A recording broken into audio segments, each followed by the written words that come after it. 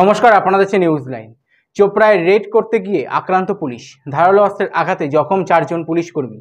তাদের শিলিগুড়ির একটি বেসরকারি নার্সিংহোমে নিয়ে যাওয়া হয়েছে। গভীর রাতে এই ঘটনা ঘটে। প্রাথমিকভাবে জানা গেছে, চোপড়ার আমতলা এলাকার কোনো দুষ্কৃতীকে ধরতে গিয়েছিল পুলিশের একটি দল। সেখানে পুলিশের ওপরে হামলা চালায় দুষ্কৃতীরা। ঘটনায় পুলিশের 2 আধিকারিক, এক কনস্টেবল ও একজন গাড়ির চালক গুরুতর জখম হয়। স্বাভাবিকভাবেই প্রশ্ন উঠছে, সেখানে পুলিশ নিরাপদ নয়, সেখানে সাধারণ মানুষেরা কি অবস্থায় আছেন।